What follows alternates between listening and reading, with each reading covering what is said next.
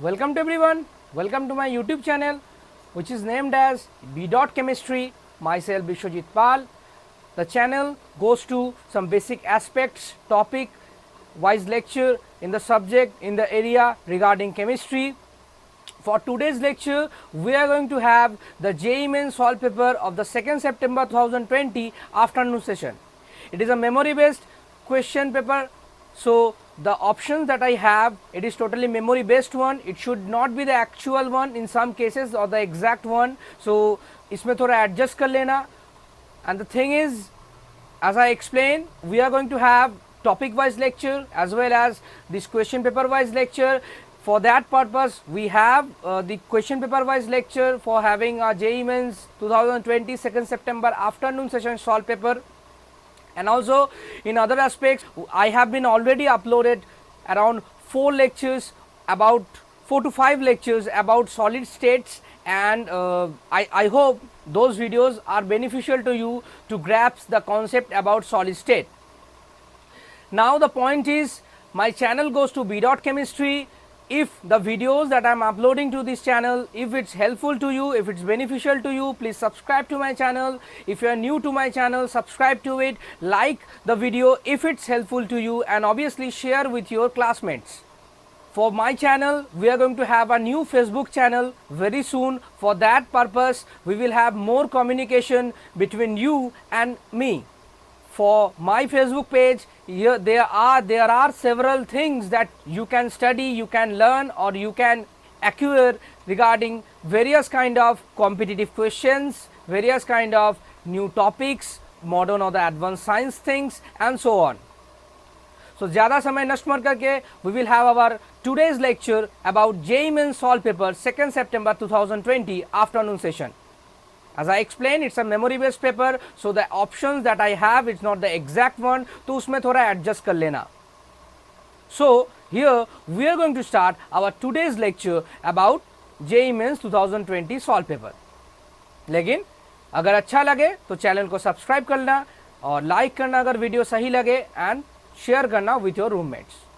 As just like my previous video, I explained every time that if you have any queries, any doubt regarding my concept, regarding my thing that I am sharing with you, comment section खुला हुआ है, go for the comment section, जिसमें I will preferably reply individual one for the individual queries. So we start our today's lecture. So we start to our today's topic.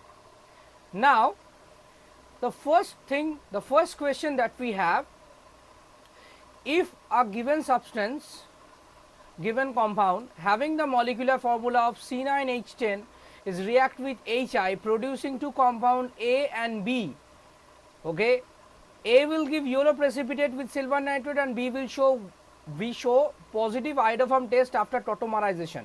Identify the structure of the given compound.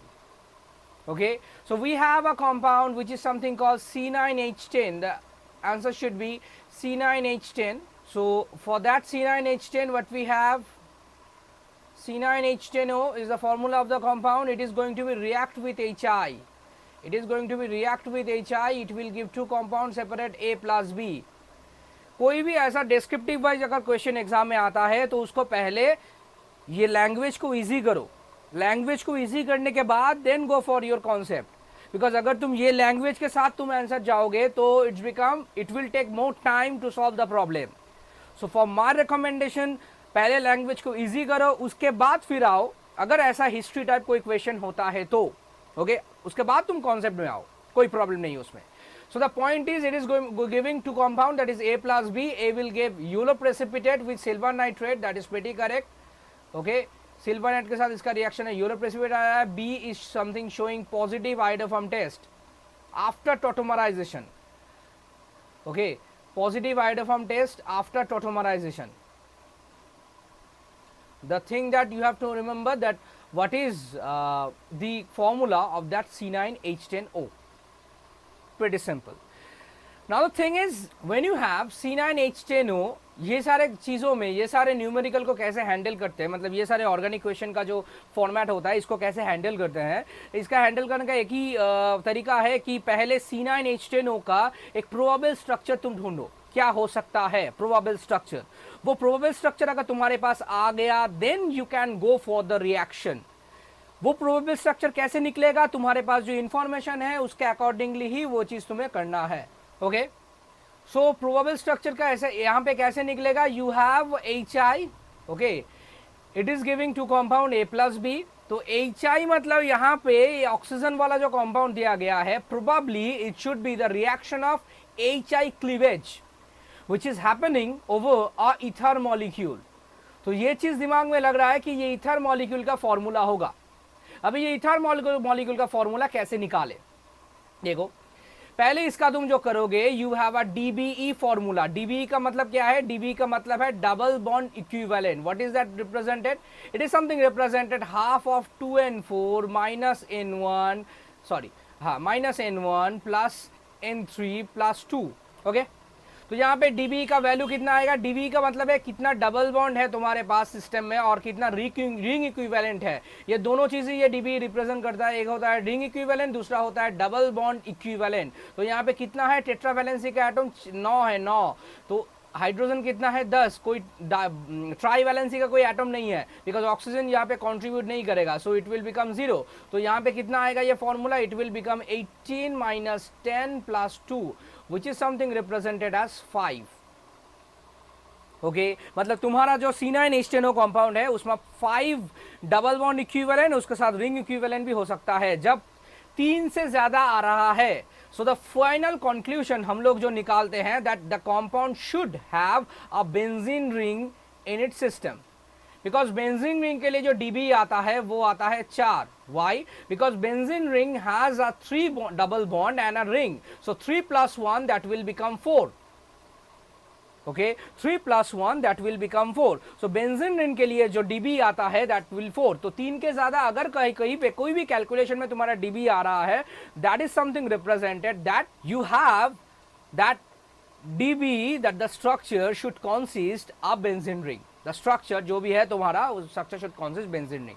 अभी यहाँ पे 5 आ रहा है, तो और एक कहाँ पे है, जैसे मैंने बताया ये ईथर मॉलिक्यूल है, ये ईथर मॉलिक्यूल एच के बाद ए और बी दे रहा है, और ए बी जो ए है वो yellow precipitate with silver nitrate, मतलब ये जो सिल्वर आयोडाइड का ये प्रेसिपिटेट ए कंपाउंड देगा, और बी कंपाउंड कुछ अल्कोहल होगा जिसका टॉटोमराइजेशन के बाद एक एल्डिहाइड प्रिपेयर होगा जो पॉजिटिव आयोडोफॉर्म टेस्ट देगा।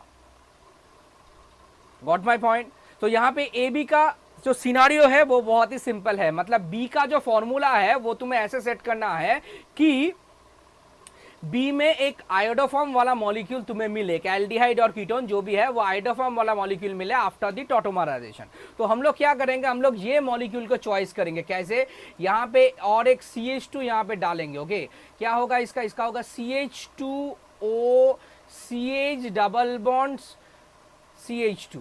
ये होगा हमारा एग्जैक्ट मॉलिक्यूल जिसके बारे में बोला गया है। देखो DB 5 आ रहा है बिकॉज यहाँ पे एक डबल बॉन्ड है, 9 कार्बन है बिकॉज यहाँ पे देखो 6 है, 7 है, 8 है, 9 है, और हाइड्रोजन के अकॉर्डिंगली अगर तुम जाओ तो 2 2 4 1 5 and you have 5 that is 10, that means C9H10 and that is O for the oxygen. So I hope you understand this is the structural formula. ये चीज अभी प्रोबेबल है, this is not the confirmed one. Okay, this is not the confirm one, this is the probable one. इसको तुम्हें confirm करना है by having those information that are giving in the question. तो इसमें क्या करना है, for that part you have to first treated this molecule into HI। तो HI से ट्रीट होने के बाद यहाँ पे क्या होगा, it is going to B have this kind of structure where CH2OH plus again CH double bond CH2, then it is going to be have I minus, then the point is which center will I minus will attack। यहाँ पे दो चीज हो सकता है, एक हो सकता है यहाँ पे I माइनस अटैक करे, और दूसरा हो सकता है कि I माइनस यहाँ पे अटैक करे। अभी दोनों के लिए प्रोबेबिलिटी कितना है, आई थिंक तुम्हें समझ में आ गया होगा। यहाँ पे अगर I माइनस अटैक करता है, पहले भी अगर ये चीज पहले भी जो CO लिंकेज है वो CO लिंकेज अगर पहले ब्रेक होता है, मतलब अगर ये चीज SN1 पाथवे फॉलो करता है, सो for that purpose I hope you understand कि जो ब्रेक होगा वो कुछ ऐसा होगा, PHCH2 plus CH2 double bond CHOH। Okay, because यहाँ पे ये जो कैटायन है ये रेजोनेंसली स्टेबिलाइज कैटायन है जिसको बोला जाता है benzyl cation, benzyl cation which is a resonancely stabilised cation though it is a 1 degree cation. तो अगर यहाँ पे तुम SN2 पाथवे में जाते हो, मतलब डायरेक्ट I- के साथ इसका कॉम्बिनेशन करते हो, तो उससे बेहतर है यहाँ पे SN1 पाथवे फॉलो करना। पहले कार्बोकैटायन को क्रिएट करो, ये लिविंग ग्रुप को पहले ब्रेक करो, मतलब लिविंग ग्रुप को पहले निकालो, कार्बोकैटायन को क्रिएट करो, देन उसके बाद I- के साथ इसका कॉम्बिनेशन करो, करके you have the formula which is something looking like this. अभी क्वेश्चन आएगा, अगर ये हमारा फॉर्मूला है और उसके साथ हमारा और एक मॉलिक्यूल यहां पे दिखने को लग रहा है, that is CH2 double bond CH2OH।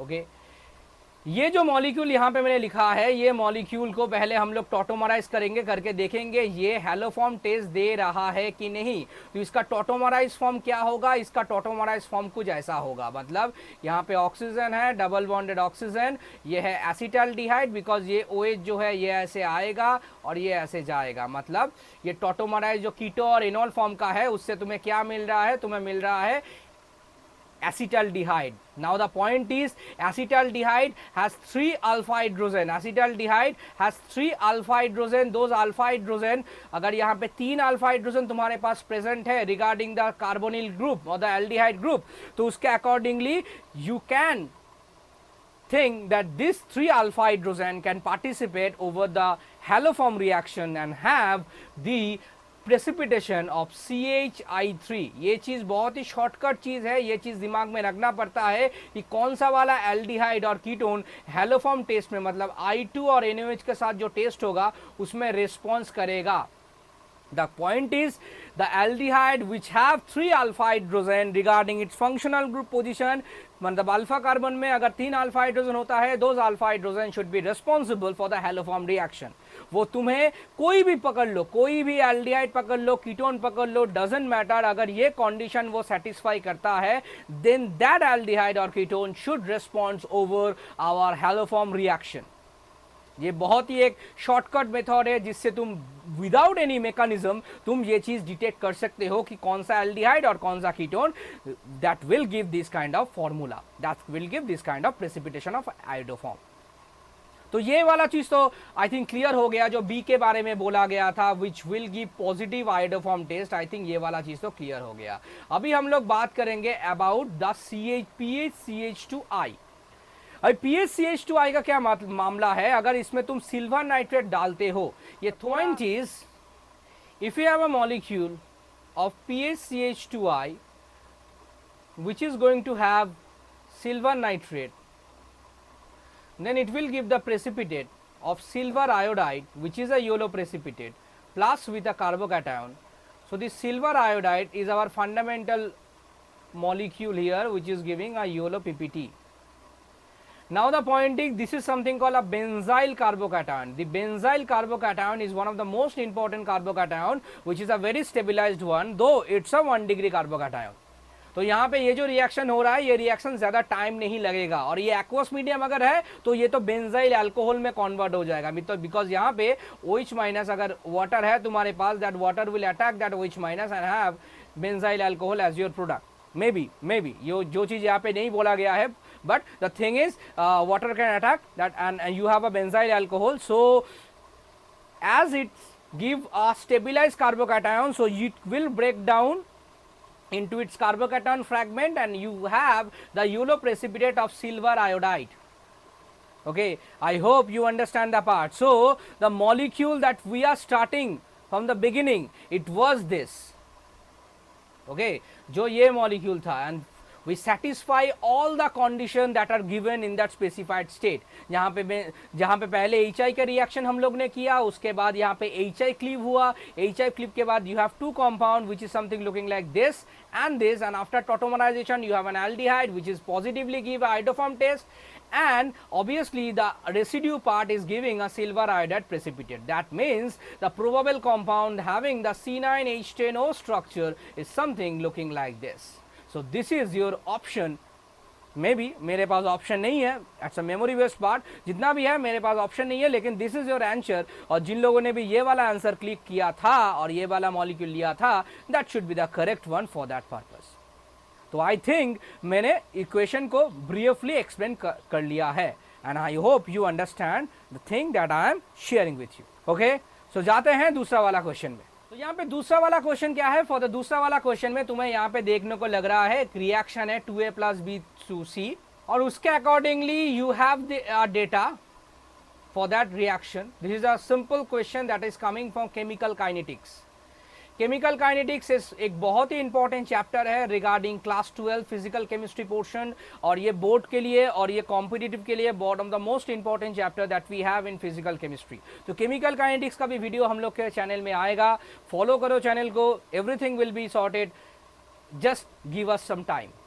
Okay, तो उसके अकॉर्डिंगली केमिकल काइनेटिक्स है ये जो न्यूमेरिकल है, जहां पे बोला गया है you have to find X and Y. X and Y का मतलब क्या है? यहाँ पे एक टेबल दिया गया है जहां पे कॉन्सेंट्रेशन ऑफ ए है, कॉन्सेंट्रेशन ऑफ बी है और रेट दिया गया है वो रिएक्शन का, उसके अकॉर्डिंगली कुछ रेट का वैल्यू है, एक्सपेरिमेंट का नंबर है, और यहाँ पे दो जगह है जहाँ पे एक एक्स वैकेंट है और दूसरे जगह पे वाई भी वैकेंट है। मतलब ये वैल्यू तुम्हें नहीं पता है, you have to find out that data. Okay, now the point is when you have these datas about when you have to find out the datas about x and y, जहाँ पे x है a का concentration, y है b का concentration, having यहाँ पे देखो जब x का निकालना जाओगे तब b का concentration तुम्हें सप्लाई होगा with having the rate, और जहाँ पे तुम अगर a का b का निकालने जाओगे तो तुम्हारे पास a का डेटा होगा having the rate constant value, sorry having the rate value. तो I think that's pretty simple to understand. ये चीज को अभी हम लोग निकालेंगे by having this table data. कैसे निकालेंगे? देखो, पहली बात तो ये है कि थोड़ा दिमाग लगाओ इस तरीके से, स्मार्ट तरीके से, कि ये वाला न्यूमेरिकल को कितना कम समय में तुम कर सकते हो। जितना कम समय में होगा it should be beneficial to you, it should be helpful to you. जितना कम समय में होगा उतना ज्यादा तुम क्वेश्चन सॉल्व या क्वेश्चन देख पाओगे, सॉल्व कर पाओगे, जो एक कॉम्पिटिटिव एग्जाम में बहुत जगह में नहीं होता है। सो फॉर दैट पार्ट यहां पे देखो क्या बोला गया है, जब कॉन्सेंट्रेशन 0.1 है तब बी का कॉन्सेंट्रेशन 0.1 है तो ये है 6 × 10⁻³ और जब ये ए का कॉन्सेंट्रेशन डबल किया गया है दैट विल बिकम 0.2, बी का कॉन्सेंट्रेशन कांस्टेंट है, रेट हो गया है 1.2 10⁻²। मतलब ए का कॉन्सेंट्रेशन जब तुम डबल कर रहे हो, बी का कॉन्सेंट्रेशन जब तुम्हारा कांस्टेंट है, ओके, तब रेट कितना आ रहा है? रेट यहां पे आ रहा है, रेट भी आ रहा है, यहां पे डबल हो जा रहा है। The rate is going to be double and when the rate is going to be double that will become 1.2 10⁻²। जो चीजें होगा वो भी बहुत इंटरेस्टिंग तरीके से होगा, बिकॉज ए का कॉन्सेंट्रेशन डबल कर रहे हो तब रेट डबल आ रहा है। मतलब अगर हम लोग रेट कांस्टेंट यहाँ पे एज्यूम करते हैं जो दिखने में कुछ ऐसा लगेगा a⁴α b⁴β, जब तुम ए का कॉन्सेंट्रेशन डबल कर रहे हो तो रेट भी डबल हो रहा है। मतलब यहाँ पे कितना है पावर? यहाँ पे पावर है 1। अगर तुम्हें समझ में नहीं आया कि सर कैसे डबल हुआ, सिंपल रेशियो करो, 1.2 10⁻² के साथ 6 × 10⁻³ का रेशियो करो, you will get the value of 2। तो रेट तो डबल हो रहा है, बी का कॉन्सेंट्रेशन तो कांस्टेंट है, तो मतलब अल्फा का वैल्यू कितना हो रहा है? अल्फा का वैल्यू ऑब्वियसली होगा 1, क्योंकि अल्फा का वैल्यू अगर 1 से ज्यादा होगा तो ये अगर ये तुम 2 टाइम इंक्रीज करोगे, मतलब ए का value if you increase double then the rate should be in 4 time. अगर स्क्वायर होता तो, अगर क्यूब होता तो 8 टाइम इंक्रीज करता, बिकॉज उसके रेसिप्रोकली वो चीज जाता। तो ये चीज बहुत सही तरीके से देखो, इसके लिए तुम्हें सॉल्व करने की जरूरत नहीं है। तुम ए का कॉन्सेंट्रेशन डबल कर रहे हो and as a result the rate become double, that means इसका ऊपर पावर कितना है? वो है 1। तो इसका ऑर्डर कितना हो? ए के अकॉर्डिंगली वो ऑर्डर हुआ समथिंग दैट इज 1। तो एक ऑर्डर हम लोग का हो गया। अभी दूसरा ऑर्डर, तो बी के लिए क्या करना है? बी के लिए हम लोग डेटा नंबर 2 और डेटा नंबर 3 का इस्तेमाल करेंगे। कैसे इस्तेमाल करेंगे? बी के लिए हम लोग ए के तरह ही इसको सॉल्व कर सकते हैं, जैसे मैंने ए का दिखाया, बी का भी वैसे ही सॉल्व किया जा सकता है। लेकिन फिर भी मैं तुम्हें एक प्रूफ दे देता हूं कि बोलोगे सर हर टाइम आप ऐसे प्रूफ नहीं करके कर रहे हो, तो इसलिए बी का पहले मैं कर देता हूं, फिर हम लोग ने ए का भी जैसे किया था, मतलब जैसे हो सकता था ए का, बी का भी वैसे ही होगा। लेकिन ए का डेटा थोड़ा सिंपल था इसलिए ए का डेटा हो गया। कि ए का ऑर्डर 1 आने वाला है। अब बी का डेटा कैसे निकालना है, देखो बी का डेटा कैसे निकालना है, तो 2 नंबर का लिखेंगे, 2 नंबर का लिखेंगे क्या, 1.2 10⁻², फिर लिखेंगे ए का वैल्यू है 0.2 2⁻1, बी का वैल्यू क्या है 0.1 2⁻β। उसके बाद ये है तुम्हारा इक्वेशन नंबर 1। इक्वेशन नंबर 2 पे क्या आ रहा है, इक्वेशन नंबर 2 पे आ रहा है 2.4 10⁻², इसमें आ रहा है के का वैल्यू आ रहा है 0.1 2⁻1, इसमें आ रहा है 0.2 2⁻β। तो इसको 2 नंबर नाम देते हैं। उसके बाद क्या करेंगे, उसके बाद वेरी सिंपल करेंगे, इसको 1/2 करेंगे। 1/2 करने से क्या आएगा, तुम अच्छी तरीके से देखो, सॉरी 1/2 नहीं 2/1 करेंगे, माई मिस्टेक, 2/1 करेंगे। तो 2/1 करने से क्या होगा, तुम सही तरीके से 2/1 को देखो तो इसके साथ अगर तुम इसका डिवाइड करोगे तो यू विल गेट 2, बिकॉज यहाँ पे 1.2 2.4/1.2 दैट विल बिकम 2। उसके साथ साथ और क्या क्या आएगा, उसके साथ साथ और आएगा 0.2/0.1, ये आ रहा है पहली बार के लिए, मतलब पहली ए के लिए। और दूसरी बार के लिए क्या आ रहा है, दूसरी बार के लिए आ रहा है 2/1, क्या आ रहा है 2/1 2⁻β। समझ में आ रहा है कि नहीं, 2/1 2⁻β आ रहा है। ठीक है, सॉरी माय मिस्टेक, यहाँ पे मैंने गलत कर दिया थोड़ा बहुत। तो यहाँ पे ये क्या होगा, सॉरी ये होगा 0.1, ये होगा 0.2, सॉरी माय मिस्टेक। तो क्या आ रहा है, ये आ रहा है 0.1/0.2, करेक्ट, 0.1/0.2। तो इसमें कितना आएगा, इसमें आएगा हाफ। तो अगर इसको थोड़ा हम लोग यहाँ पे इल्यूस्ट्रेट करते हैं, चलो इस जगह में कर लेते हैं, ठीक है, इस जगह में कर लेते हैं। क्या आ रहा है इस जगह में, इस जगह आ रहा है 2 इक्वल टू क्या आ रहा है, 2 इक्वल टू आ रहा है half.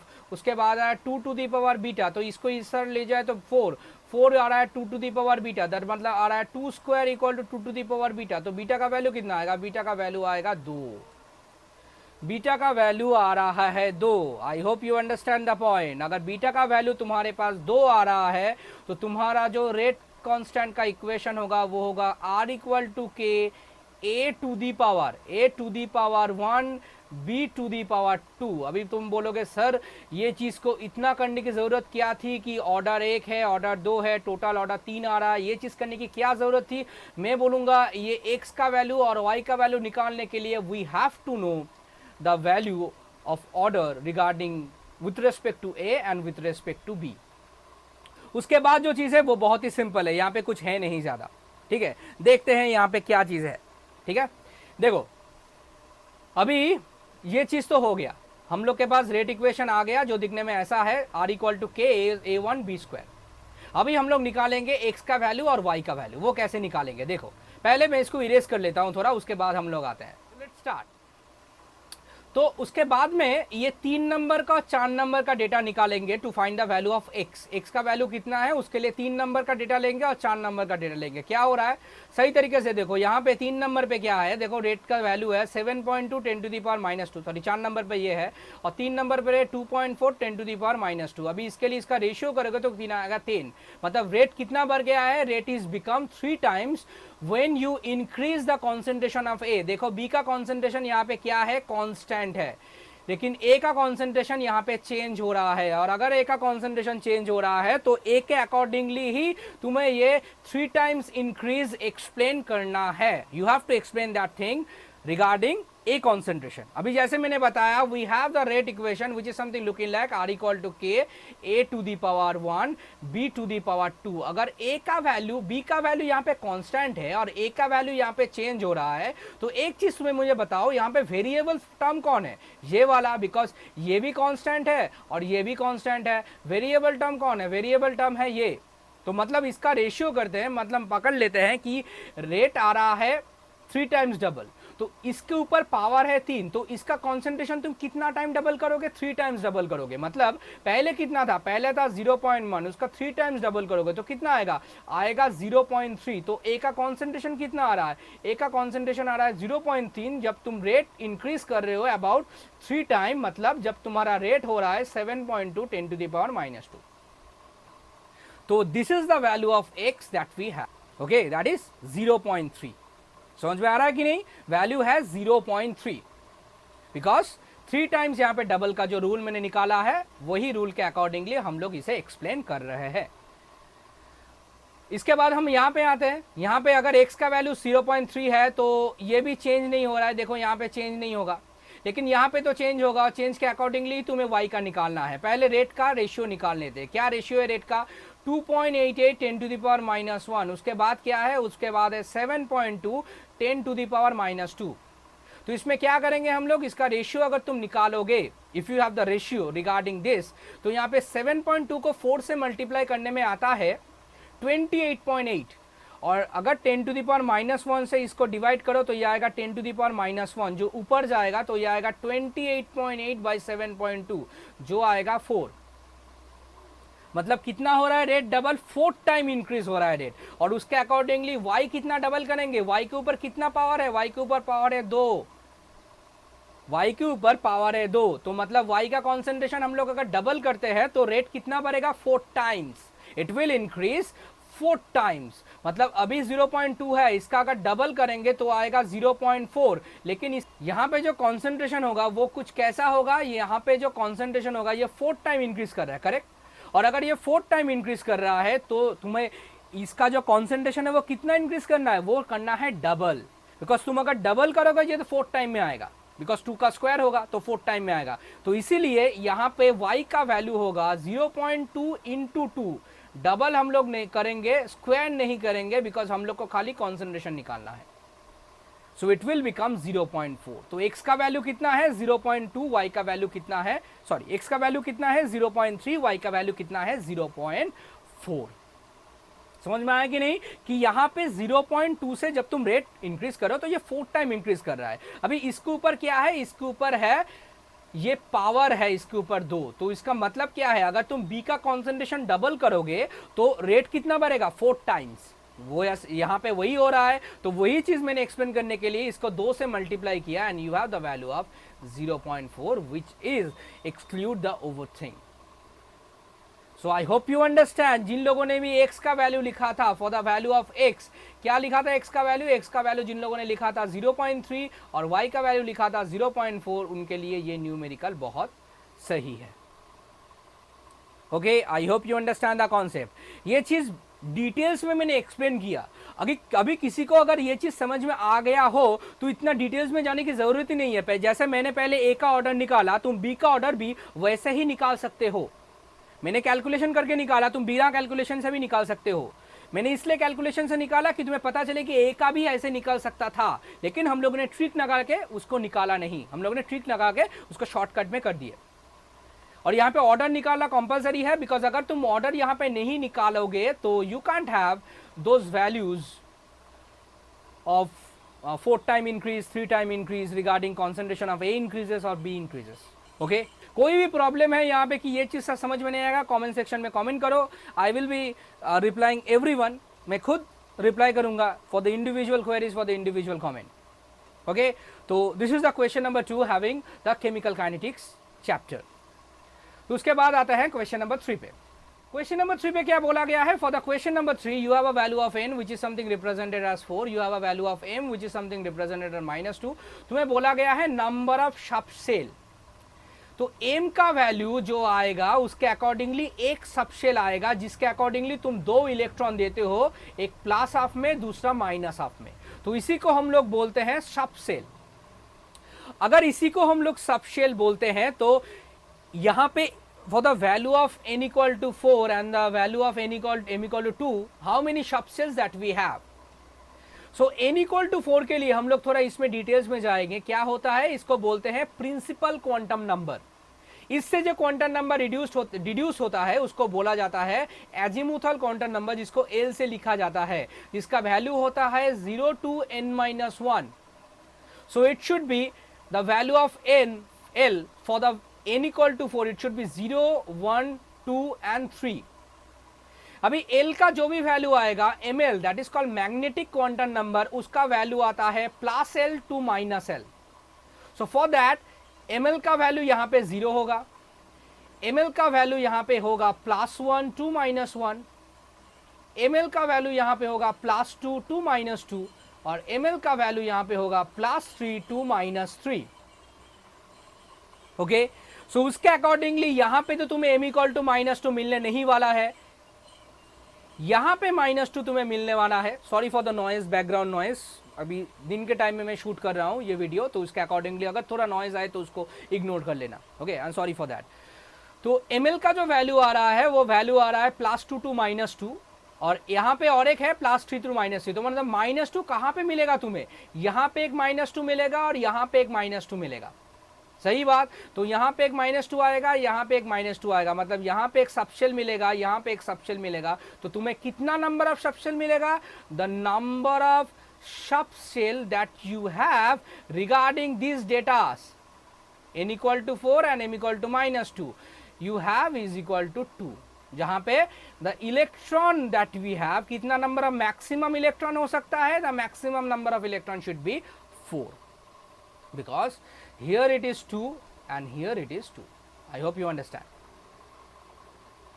Okay, this is a pretty simple math which includes to our concept, in which we discuss that how it is going to be differentiated, having the value of principal quantum number, magnetic quantum number and the azimuthal quantum number. These are the three quantum number which describe the address of an electron.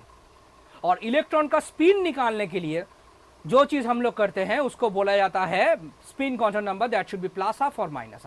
I hope you understand the point. So it is a very very interesting numerical that we have, जिसमें accordingly you have the formula जिसमें subshell तुम निकाल सकते हो. इसमें maximum electron भी वो लोग आस्क कर सकते हैं, तो वो भी चीज यहाँ पे अवेलेबल है. I hope you understand the question. Okay, तो जाते हैं एटॉमिक स्ट्रक्चर के क्वेश्चन के बाद we have the question number 4. देखो, पहली बात यह है कि ये लेक्चर थोड़ा बड़ा होने वाला है बिकॉज आई हैव 10 क्वेश्चंस. अगर तुम्हारे पास उतना पेशेंस नहीं है तो यहाँ पे स्टॉप कर जाओ 4 या 5 क्वेश्चन देखने के बाद, because I will not pressurise you कि तुम 10 क्वेश्चन देखो, ये तो पूरा तुम्हारे ऊपर है. लेकिन मैं इतना बोलूंगा, this is a part 1 video of our lecture. हम लोग का पार्ट 2 भी आएगा, बिकॉज तुम लोग को मालूम है कि एक एक शिफ्ट में 23 से 25 क्वेश्चन आता है. Regarding that I hope you understand. So अगर तुम्हें ज्यादा लग रहा है तो पॉज कर लो, प्लेलिस्ट में लगा लो, फिर बाद में देख लेना. ओके, बट पूरा वीडियो को देखना, नहीं तो ये सारे जो सम अप कॉन्सेप्ट है, physical chemistry, inorganic chemistry, organic chemistry, ये तुम्हें कहीं पे देखने को नहीं मिलेगा, ये सम अप. ओके, और मैं जो एक्सप्लेन कर रहा हूं इन द डिटेल्स फॉर्मेट है, उसमें भी आई थिंक तुम्हें कुछ क्वेरी होने की जरूरत नहीं है. अगर है तो कमेंट सेक्शन तो खुला हुआ है. Okay, so go for the question number 4, that is coming for the adsorption part. ये क्वेश्चन में कुछ स्टेटमेंट दिया गया है एड्सॉर्प्शन के अकॉर्डिंगली. अभी एड्सॉर्प्शन में दो चीज इंपॉर्टेंट है. क्या क्या इंपॉर्टेंट है? दो चीज जो लगता है, एक को बोलते हैं एड्सॉर्बेट, जिसको तुम खा रहे हो, एड्सॉर्बेट, और जिसके ऊपर तुम बैठ रहे हो उसको बोलते हैं एड्सॉर्बेंट. बेंट का मतलब है जिसमें तुम बेंच के अकॉर्डिंगली बेंट तुम याद रख सकते हो कि जिसमें तुम बैठ रहे हो, that is called the adsorbent. मतलब यहाँ पे मेटल सरफेस जो है तुम्हारा, दैट इज द एड्सॉर्बेंट. और एड्सॉर्बेट क्या है? मतलब जो तुम खा रहे हो, ईट, मतलब जो चीज तुम खा रहे हो, दैट इज द एड्सॉर्बेट. मतलब यहाँ पे क्या एड्सॉर्बेट हो रहा है? यहाँ पे कुछ भी है, जैसे मान लो नाइट्रोजन है, अमोनिया है, कार्बन डाइऑक्साइड है, जो मेटल सरफेस को एड्सॉर्ब हो रहा है, तो उसको बोला जाएगा एड्सॉर्बेट. समझ में आया कि नहीं? चलो जाते हैं. क्या क्या बोला गया इसमें? बोला गया कि which statement is correct when adsorption of gas takes place on the metal surface. तो पहला वाला क्या है? पहला वाला को बोला गया है कि डेल्टा एच नेगेटिव है with the progress of the reaction. Okay, तो ये चीज को देखते हैं, पहले वेरीफाई करते हैं, फिर आते हैं. Actually adsorption is an exothermic process. Okay, लेकिन द पॉइंट इज, ये जो एक्सोथर्मिसिटी है एड्सॉर्प्शन का, ये धीरे धीरे कम होता जाता है. बिकॉज अगर हम लोग केमिकल एड्सॉर्प्शन के बारे में बात करते हैं, तो केमिकल एड्सॉर्प्शन का जो ग्राफ होता है वो दिखने में ऐसा लगता है टेम्परेचर के अकॉर्डिंगली. मतलब एक पॉइंट होता है, यहाँ पे होता है एक्सटेंट ऑफ एड्सॉर्प्शन और यहाँ पे होता है टेम्परेचर. एक पॉइंट होता है जहां पे तुम्हारा मैक्सिमम एड्सॉर्प्शन होता है, उसके बाद ये एड्सॉर्प्शन धीरे धीरे घटता जाता. ये एड्सॉर्प्शन धीरे धीरे क्या होता जाता है? घटता जाता है. तो एक पॉइंट के बाद ये जो एक्सोथर्मिसिटी है रिएक्शन का, ये धीरे धीरे कम होता जाता है. डेल्टा एच नेगेटिव ये रिप्रेजेंट करता है कोई भी रिएक्शन का एक्सोथर्मिसिटी. कोई भी रिएक्शन का एक्सोथर्मिसिटी डेल्टा एच नेगेटिव रिप्रेजेंट करता है. सो for that part, delta H जितना नेगेटिव होगा उतना ज्यादा एक्सोथर्मिक होगा, और एड्सॉर्प्शन में जितना ज्यादा एक्सोथर्मिक होगा प्रोसेस, उतना वो प्रोसेस स्पॉन्टेनियसली फॉरवर्डेड हो रहा है. बिकॉज आई थिंक अगर तुम्हें याद है ये डेल्टा एच नेगेटिव के अकॉर्डिंगली ही डेल्टा जी नेगेटिव आता है, जिसके अकॉर्डिंगली वो प्रोसेस स्पॉन्टेनियस होता है।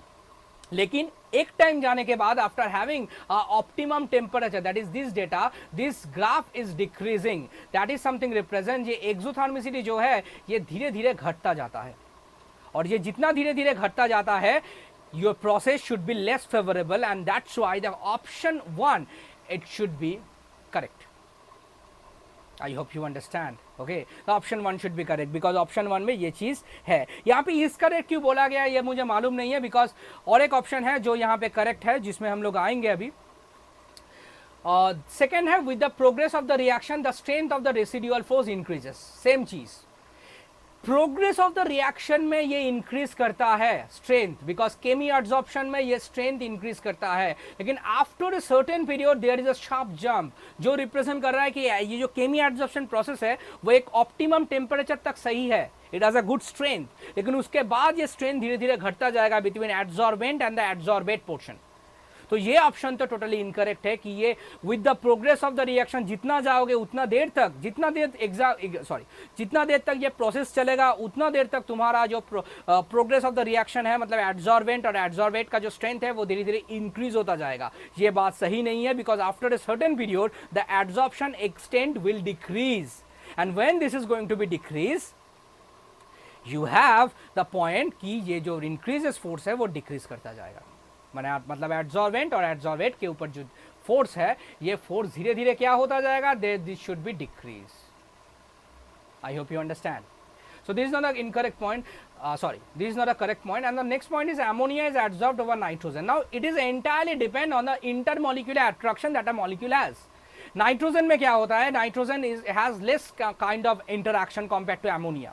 एमोनिया में इंटरमोलिकुलर हाइड्रोजन बॉन्डिंग एग्जिस्ट होता है, पहली बात तो ये है, and the molecular association is very good. Okay, the intermolecular association present is ammonia is very good compared to nitrogen. So the thing is, जितना intermolecular association ज़्यादा अच्छा होगा उतना सही से ये मॉलिक्यूल एड्सॉर्बेट के पास एड्सॉर्बेंट के पास आएगा, आके जहाँ पे एड्सॉर्ब्ड होगा। So ammonia has a greater adsorption portion, greater extent of adsorption than nitrogen. और दूसरा एक पॉइंट है यहाँ पे जिसको बोला जाता है क्रिटिकल टेम्परेचर। क्रिटिकल टेम्परेचर जो आता है लिक्विफिकेशन ऑफ गैसेस के लिए, ये स्टेट्स ऑफ मैटर में गैस चैप्टर में था, जिसके अकॉर्डिंगली एक इक्वेशन था जिसको बोला जाता है टीसी, क्रिटिकल टेम्परेचर। जो क्रिटिकल टेम्परेचर का वैल्यू एमोनिया का ज़्यादा है कंपेयर टू नाइट्रोजन। तो क्रिटिकल टेम्परेचर का वैल्यू जितना ज़्यादा होता है that is something represented by intermolecular association, because intermolecular association जितना ज़्यादा होगा टीसी वैल्यू उतना ज़्यादा होगा। टीसी वैल्यू जितना ज़्यादा होगा, ये जो एक्सटेंट ऑफ एड्सॉर्प्शन के बारे में हम लोग जो बात कर रहे हैं ये उतना ज़्यादा होगा। तो टीसी वैल्यू जितना ज़्यादा होगा, मतलब क्रिटिकल टेम्परेचर जितना ज़्यादा होगा, ये जो एड्सॉर्प्शन का एक्सटेंट है, ये जो एड्सॉर्प्शन का एक्सटेंट है वो भी धीरे धीरे ज़्यादा होता जाएगा।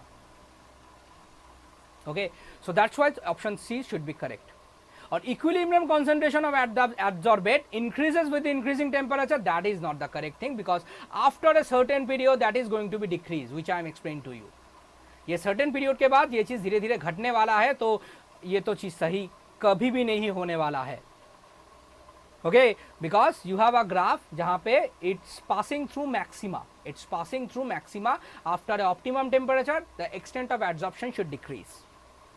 I hope you understand the point. So for me, according to me, obviously it's my opinion, according to me, अगर तुम्हें कुछ लगे कि अलग कुछ होने वाला था, so go for the comment section, वहाँ पे मैं रिप्लाई करूँगा। अगर मुझे according to me, मेरा opinion के accordingly option A and the option sheet should be correct option. I don't think why this is happening, but both are correct according to me. Okay, so I hope you understand. TC के लिए accordingly ये चीज़ explain कर सकते हो कि critical temperature कितना होता है, और क्रिटिकल टेम्परेचर का एक्सप्रेशन मैं यहाँ पे लिख देता हूँ, TC equal to 8A/27 RB। Okay, यहाँ पे ए टर्म है, that is something called intermolecular forces, which is something represented, ammonia का ज़्यादा है TC नाइट्रोजन से, and that's why it has a greater absorption extent compare to nitrogen. Okay, I hope you understand the point. तो उसके बाद हम लोग आते हैं क्वेश्चन नंबर 5 पे। ये गया फिजिकल केमिस्ट्री का एब्जॉर्प्शन पोर्शन का question.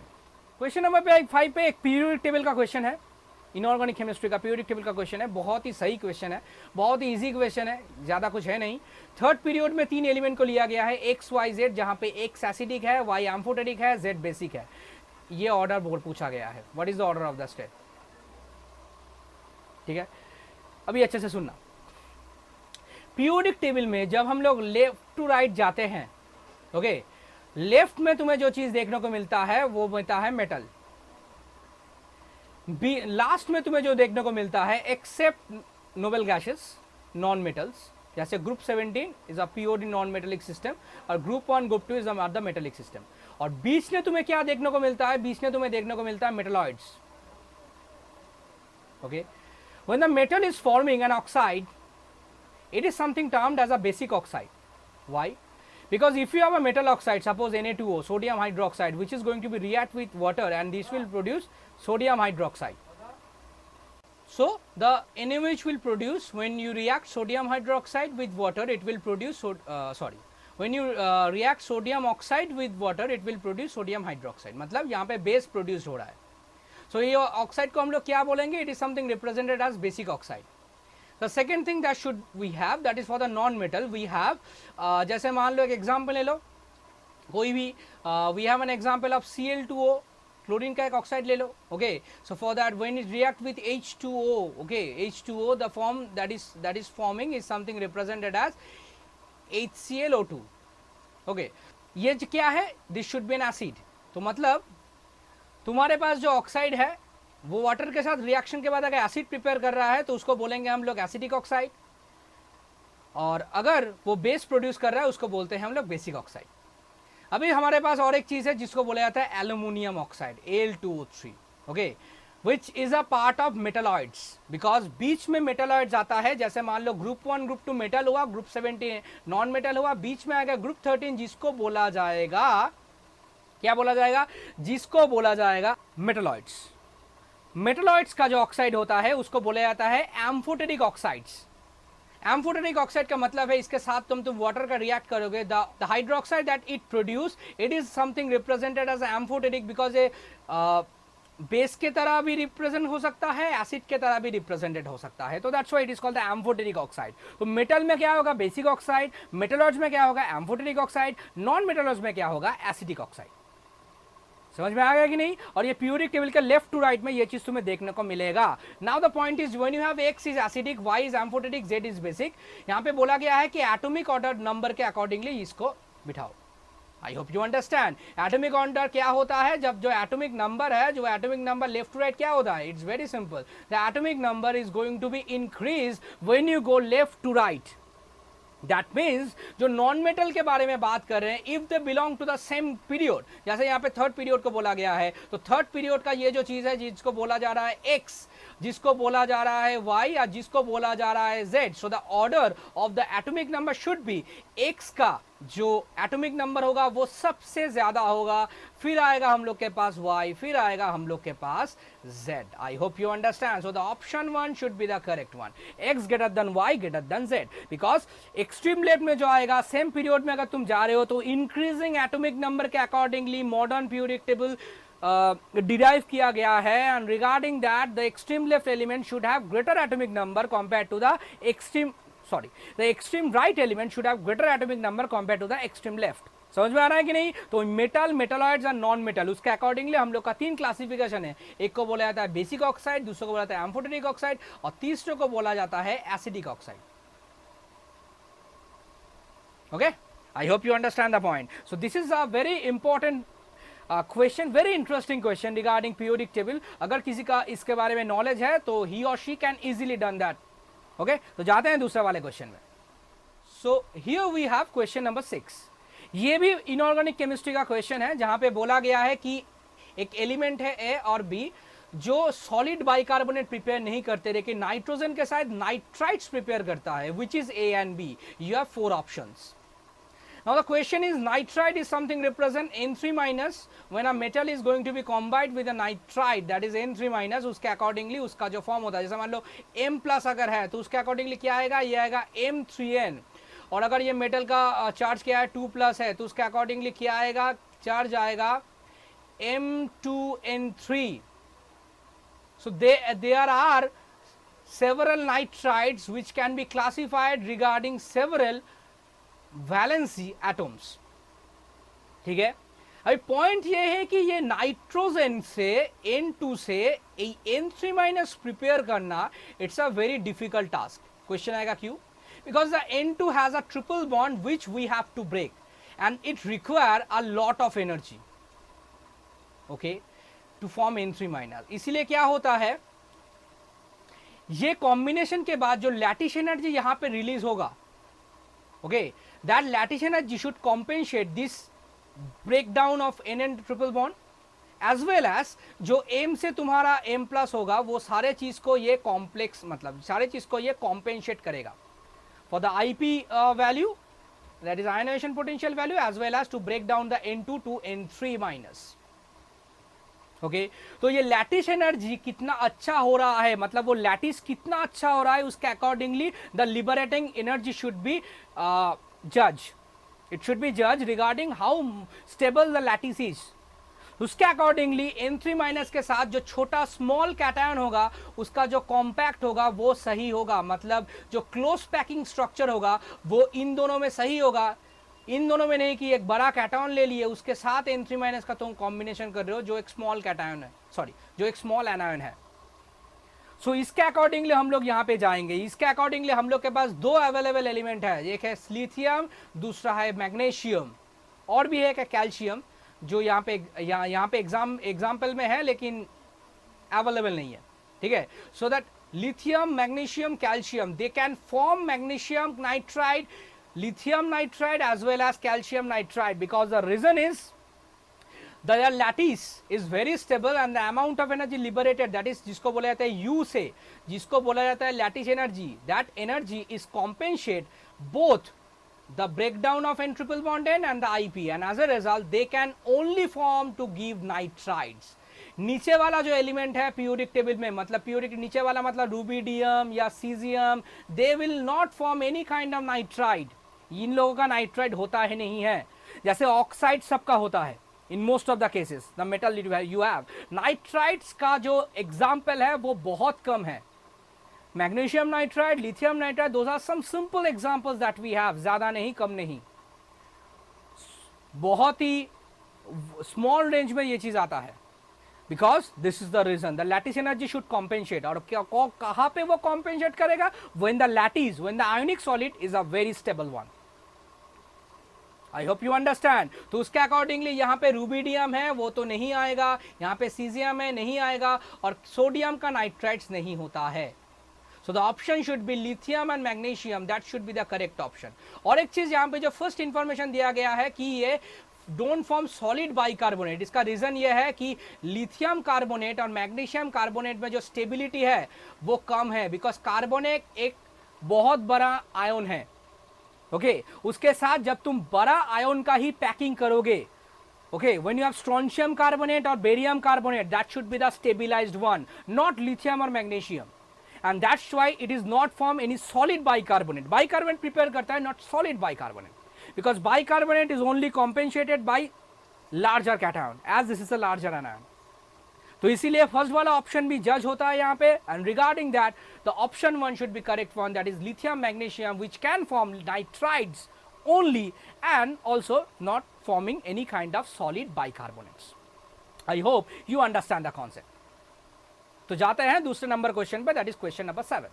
So what about question number 7? In the question number 7 we have a SF6 molecule which is octahedral in nature and the SF4 molecule जिसका स्ट्रक्चर तुम्हें बोला जा रहा है क्या निकलने वाला है. अभी हम लोग एक करेंगे शॉर्टकट रूल. क्या करेंगे यहाँ पे? करेंगे एक shortcut rule to predict the hybridisation और to predict the geometry of the compound.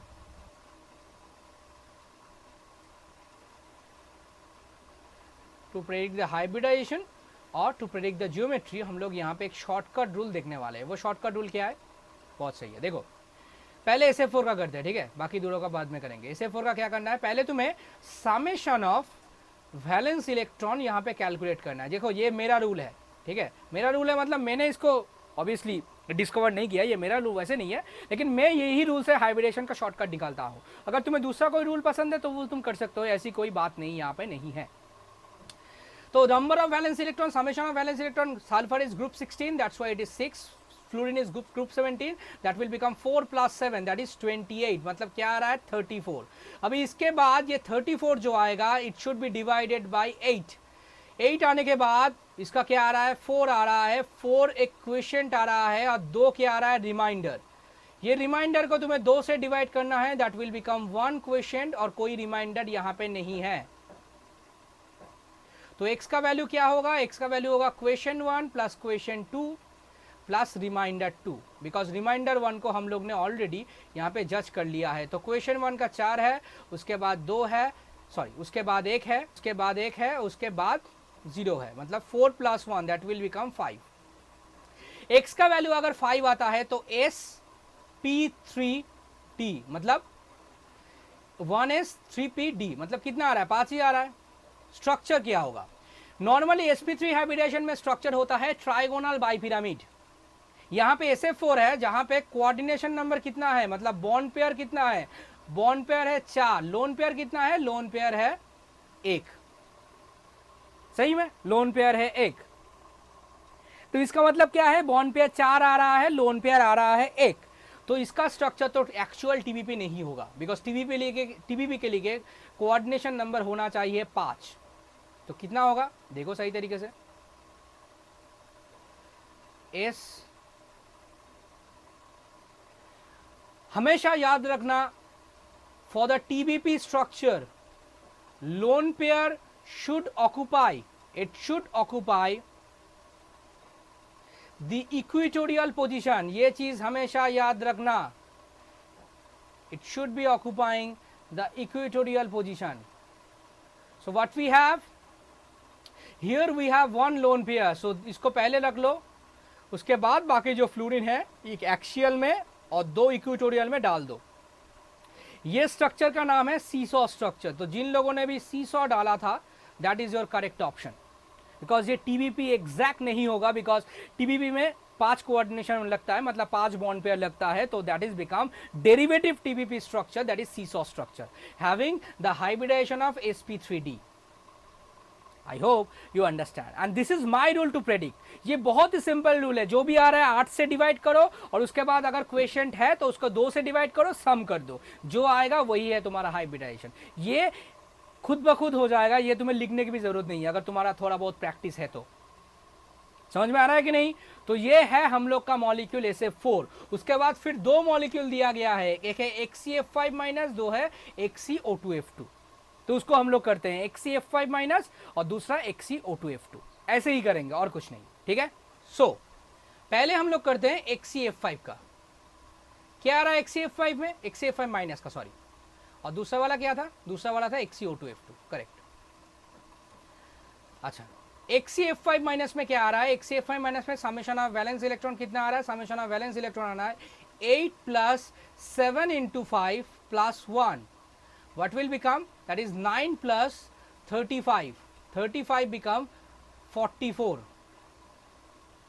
okay, 7 × 5 + 1 that will become 35, 35 + 1 यहाँ पे कितना आ रहा है, वैल्यू आ रहा है, इसका जो वैल्यू आ रहा है वो आ रहा है 44, ओके। तो 9 + 5 35 दैट इज इक्वल टू 44। तो 44 को हम लोग क्या करेंगे, it should B divided by 8, तो इसमें क्या आएगा 5 आएगा, 5 आएगा, उसके साथ आएगा 4, 4 को 2 से डिवाइड करो, इट विल बिकम 2, तो it become 5 + 2 that will become 7। 7 में कितना आएगा, 7 में हाइब्रिडाइजेशन आएगा sp3d3, बिकॉज देखो 3 + 3 6 और 1 है यहाँ पे 7, तो इसका हाइब्रिडाइजेशन करेक्ट है sp3d3।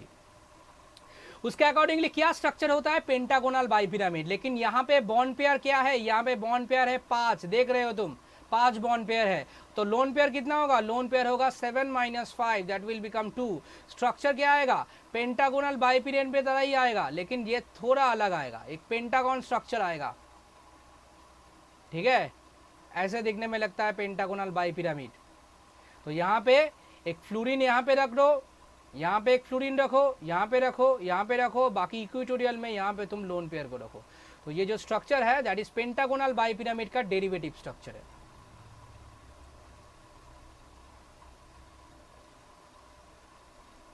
समझ में आ रहा है कि नहीं, हाइब्रिडाइजेशन कैसे प्रेडिक्ट करते हैं, स्ट्रक्चर कैसे करते हैं, हाँ वेरी गुड। उसके बाद वाला मॉलिक्यूल क्या है, उसके बाद वाला मॉलिक्यूल है XeO2F2। अभी मैं स्पीड में करने वाला हूँ। समेशन ऑफ वैलेंस इलेक्ट्रॉन कितना आने वाला है, समेशन ऑफ वैलेंस इलेक्ट्रॉन 8 + 12 + 14। तुम पॉज करके भी ये चीज कर सकते हो।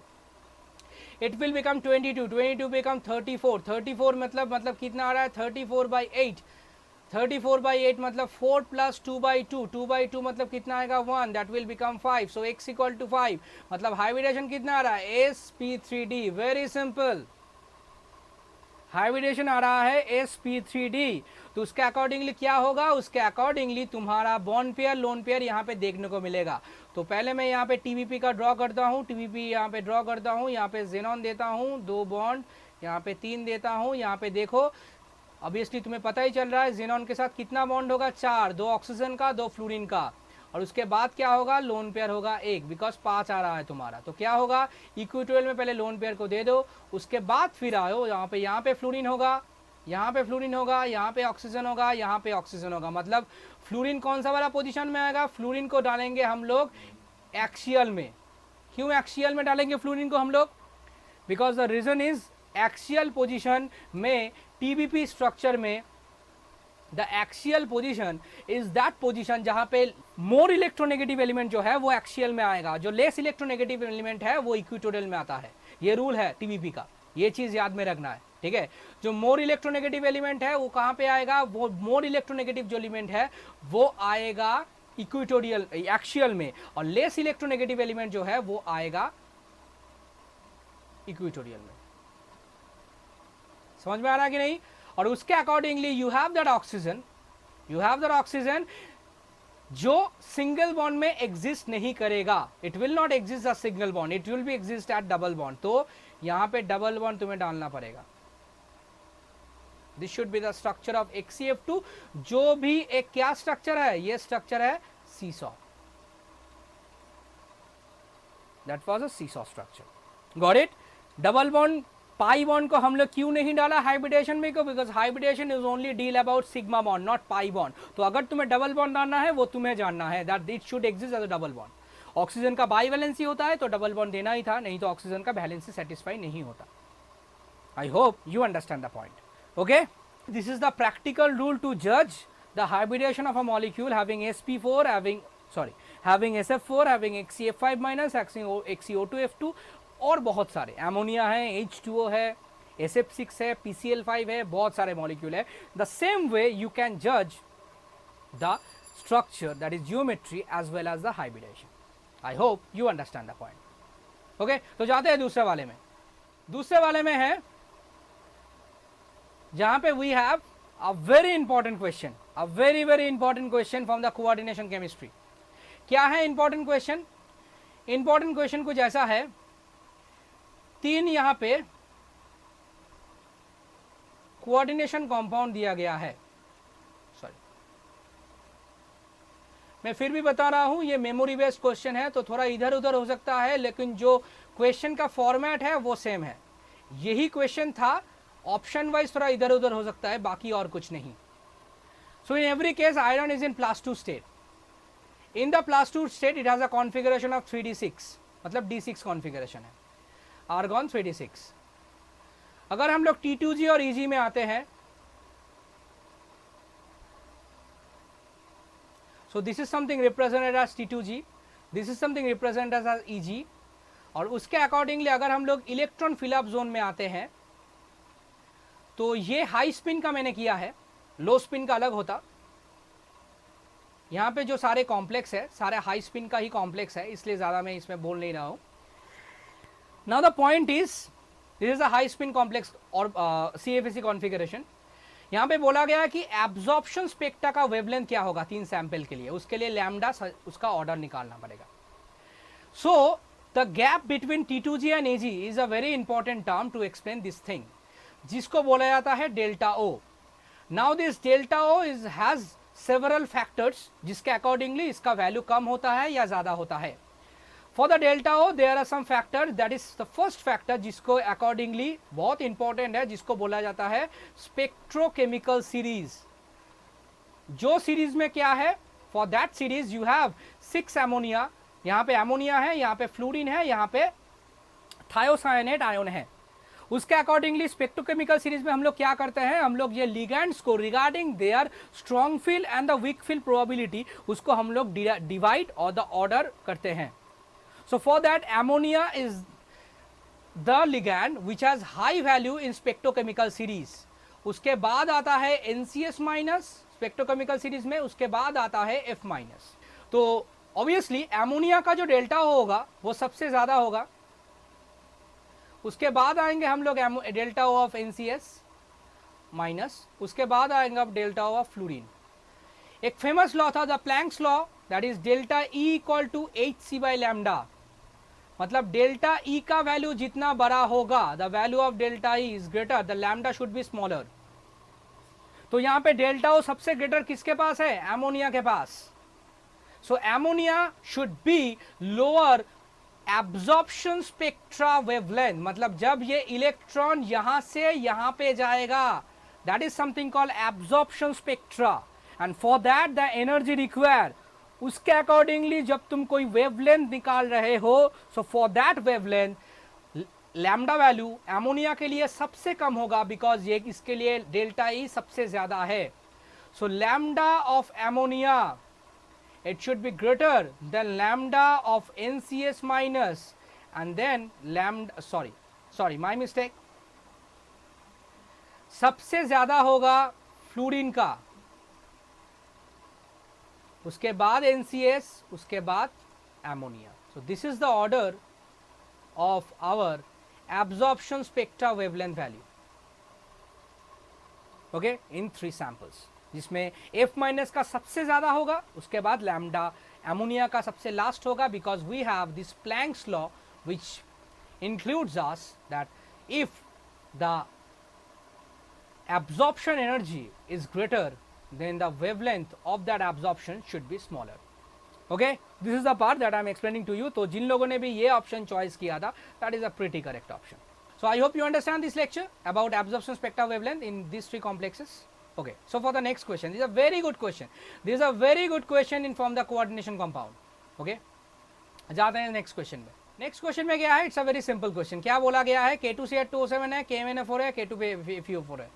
ठीक है, उसके अकॉर्डिंगली XYZ का वैल्यू निकालना है. मतलब क्रोमियम का ऑक्सीडेशन स्टेट बोला गया है. यहाँ पे क्रोमियम का जो ऑक्सीडेशन स्टेट है वो है X, मैंगनीज का जो ऑक्सीडेशन स्टेट है वो है Y, और आयरन का जो ऑक्सीजन स्टेट है वो है Z. वो तुम्हें निकालना है, और उसके बाद X plus Y plus Z का वैल्यू तुम्हें निकालना है. तो K2Cr2O7, ओके, निकालते हैं क्रोमियम का. So 2 into plus 1 plus 2x plus 7 into minus 2 equal to 0, because यहाँ पे कोई चार्ज नहीं है. So it will become 2x minus 12 equal to 0. So x equal to plus 6. So the value of x is plus 6. उसके बाद हम लोग आते हैं KMnO4 में. इसमें क्या है, मैंगनीज का निकालना है, because this is the transition metal. Plus 1 plus y पकड़ लो, plus 4 into minus 2 that is equal to 0. सो y माइनस 7 इक्वल टू 0. सो y इक्वल टू कितना आएगा, y का वैल्यू आएगा प्लस 7. तो यहाँ पे KMnO4 पे मैंगनीज का ऑक्सीडेशन स्टेट क्या है, प्लस 7. बहुत ही सिंपल क्वेश्चन है. K2FeO4 कितना आ रहा है, प्लस 1. आयरन का कितना है, आयरन का है पता नहीं है, आयरन का वैल्यू यहाँ पे Z. 4 into minus 2 that will become 0. So again it will come plus 7. Sorry यहाँ पे 2 था, सॉरी माई मिस्टेक, यहाँ पे 2 था. तो it will become plus 7 minus 1 that will become plus 6. Okay, so यहाँ पे कितना आ रहा है, x plus y plus z that will become 6 plus 7 plus 6 which is something 19. This is your correct answer. और these are the oxidation state of chromium, manganese और iron. chromium और manganese के लिए ये oxidation state stable है, लेकिन iron के लिए ये state stable नहीं है, because iron का 2 oxidation state stable है, one is plus 2 and second one is plus 3. chromium has a stable plus 6 oxidation state in K2CH2O7 and KCrO4, and also KMnO4 plus 7 has its stable oxidation state for KMnO4 and K2MnO4, plus 7 and plus 6 for the K2MnO4 and KMnO4. These are the things about K2CH2O7, KMnO4 and K2FeO4. I hope you understand. It's a very simple question, कुछ ज़्यादा इसमें है नहीं। Okay, जो एक redox से है, class 11 का रेडॉक्स चैप्टर से ये क्वेश्चन दिया गया है, इनऑर्गेनिक केमिस्ट्री का ये पार्ट है। ओके, तो जाते हैं आज के लास्ट क्वेश्चन में, that is question number 10, which is something represented electrochemistry question from physical chemistry. Organic का क्वेश्चन यहाँ पे मैंने दिया नहीं है, वो हम लोग का आएगा नेक्स्ट लेक्चर में, तो वो लोग हम लोग करेंगे। अभी के लिए इसी में ही ख़त्म करते हैं। तो लास्ट क्वेश्चन ये है, क्या है लास्ट क्वेश्चन? मैंने बोला था कि ये लेक्चर बड़ा होने वाला है, तो थोड़ा इसमें पॉज करके तुम्हें देखना पड़ेगा। I can't divide, I don't want to divide this lecture into 2 separate part. उसके लिए I don't think that's a very good option. Better option होगा वी हैव, तुम पॉज करके वीडियो को कंटिन्यू करो, दैट्स अ बेटर ऑप्शन, अगर तुम्हें नहीं अच्छा नहीं लग रहा है तो।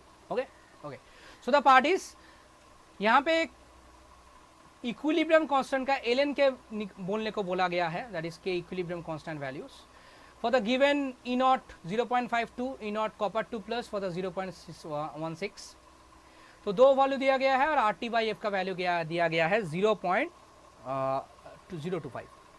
अभी निकालना है तुम्हें ये वैल्यू से क्या आ रहा है, तो देखते क्या आ रहा है। So the part is the copper plus, here 2 reaction is take place. Okay, here the 2 reactions are taken place. क्या आ रहा है? पहला रिएक्शन तो ये है, ये कॉपर प्लस जो है that is going to be converted into the copper solid, and the second case that we have, जहां पे copper plus is again is converting into copper 2 plus by oxidation, and if you sum these 2 reactions then you will get this, जहां पे electron cancel हो रहा है। अभी हमारे पास क्या क्या वैल्यू अवेलेबल है? We have the value of Cu plus Cu, इसका वैल्यू है 0.52 volt. We have another combination that is Cu2 plus Cu, which is something represent 0.16 volt. ठीक है, और एक चीज है जो है R T by F, that is 0.025, जो हम लोग के बाद में लगेगा। तो देखो यहाँ पे कॉपर 2 प्लस से कॉपर कन्वर्शन का दिया गया है। ओके, और यहाँ पे कॉपर प्लस से कॉपर का दिया गया है। ठीक है, तो यहाँ पे एल के का वैल्यू जो है वो वैल्यू हम लोग को क्या करना है, निकालना है। Okay, so for that part I think there is a mistake in the question, it should be copper 2 plus to copper. Okay, there is a mistake in the question, it should be plus there, otherwise it should not be solved. Okay, because equation को तुम complete नहीं कर पाओगे। तो यहाँ पे क्या है, देखो ये रिएक्शन को रेडॉक्स के थ्रू बोला गया है, तो रेडॉक्स के थ्रू अगर तुम ये रिएक्शन में जाओगे तो ये ऑक्सीडेशन के थ्रू दिया गया है, तो रेडॉक्स के थ्रू इसका वैल्यू होगा -0.16 वोल्ट, बिकॉज ये तुम्हें दिया गया है रिगार्डिंग क्या, रिडक्शन के थ्रू। ये रिएक्शन क्या है, ऑक्सीडेशन का। ठीक है, तो उसके अकॉर्डिंगली आएगा -0.16, और ये जो वैल्यू है ये है कॉपर जो तुम्हें दिया गया है। तो इसमें जो नीट रिएक्शन है that is for the this reaction, that is for copper plus 2 copper plus copper 2 plus for that purpose. Okay, the E naught value is something represented as, यहाँ पे दोनों का हम लोग समेशन करेंगे। ओके, दोनों का क्या करेंगे, दोनों का हम लोग करेंगे समेशन। ओके, ये समेशन के लिए कुछ एक फॉर्मूला मैं तुम्हें यहाँ पे शॉर्टकट में बता देता हूँ। ये समेशन का फॉर्मूला कुछ ऐसा है, E naught of that whole reaction is equal to N1 E naught naught plus N2 E2 naught plus N। ठीक है, ये इक्वेशन आया है delta G total equal to delta G 1 plus delta G 2, इससे ये चीज़ आया है, जहाँ पे you put NF E naught total minus NF E naught 1 minus NF E naught 2। यहाँ पे N1 होगा, ये N2 होगा, और बाकी फैराडे कट जाएगा, उससे तुम्हारा ये वाला एक्सप्रेशन आएगा। बहुत सिंपल है। N1 का वैल्यू क्या है, N1 का वैल्यू है 1, उसके अकॉर्डिंगली कितना आ रहा है, उसके अकॉर्डिंगली आ रहा है 0.52, करेक्ट। उसके बाद आ रहा है 1, उसके वैल्यू क्या आ रहा है 0.16। मैं यहाँ पे फिर भी लिख देता हूँ, this is equation number 1 and this is equation number 2 and this is the reaction that we are talking about. And for that n is equal to 1, because in both case you have a number of electron transfer is equal to 1। तो कितना आएगा value, यहाँ पे आएगा 0.52 minus 0.16, which will come as 0.36 volt. So for that reaction the E naught value is coming 0.36 volt. इसके बाद जो तुम्हें चीज करना है उसके अकॉर्डिंगली जो चीज करना है जहां पे तुम्हें K का वैल्यू निकालना है, you have to find out the value of K. How can you find out that value? You have to put a equation between delta G naught and E naught cell. उसके accordingly ln K का value यहाँ पे आएगा, अभी मैं बताता हूँ. तो तुम्हारा E naught cell का जो वैल्यू आया है, E naught cell का वैल्यू कितना आया है? E naught for the whole reaction जो आया है वो आया है 0.36 volt. Now for that delta G naught equal to minus NF E naught cell, ये फॉर्मूला आई थिंक सबको पता है. और एक इक्वेशन है delta G naught equal to minus RT ln K. This is the equation which relate equilibrium constant with Gibbs free energy, standard Gibbs free energy.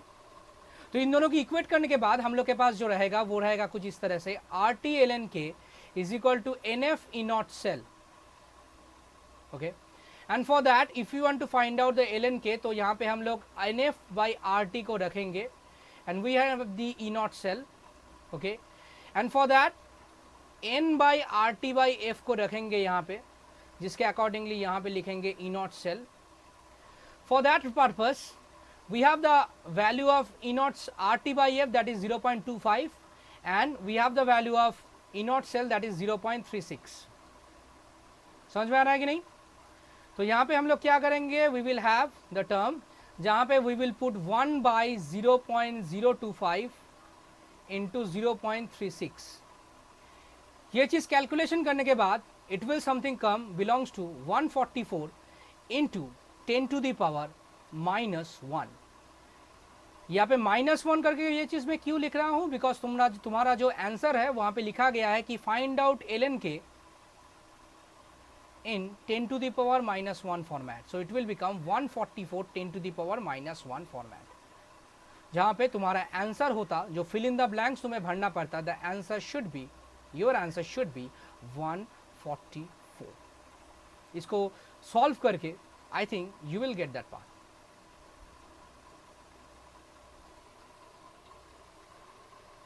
Okay, this is the value of ln K that we have. Very simple numerical, कुछ ज्यादा है नहीं इसमें, खाली तुम्हें यहाँ पे एक कॉन्सेप्ट लगाना है जिसके accordingly I hope you can solve the math. जो कॉन्सेप्ट यहाँ पे ये दोनों रिएक्शन का, सॉरी यहाँ पे थोड़ा गलती हो गया है, जिसके accordingly I have copper 2 plus copper, ये लिखना चाहिए था कॉपर प्लस कॉपर के जगह में. आई hope you understand the point. Okay, तो यही था आज के लिए, आज का जो प्रोसेस था यही था, इतना देर तक ही था. 10 क्वेश्चन मैंने सॉल्व किया. I know the video lecture become very lengthy, it's above 1 hour and so on. So जितना भी हो सके देखो, स्किप करके देखो, जो भी है देखो, बट एटलीस्ट वीडियो लेक्चर को देखो, because I think that's a very beneficial part for you, because I sum all the question about physical, inorganic, in some case organic portion also. तो अगर ये वीडियो बेनिफिशियल लगे so give it a like, give it a thumbs up, share करो video को दोस्त लोगों के साथ अगर अच्छा लगे. और अगर कोई भी कॉन्सेप्ट जो मैं बोल रहा हूँ, कोई भी जगह में कोई भी आंसर तुम्हें लग रहा है कि ये आंसर ऐसा हो सकता था, आपने सर ऐसा बोला है, कमेंट सेक्शन में कमेंट करो, I will be available there.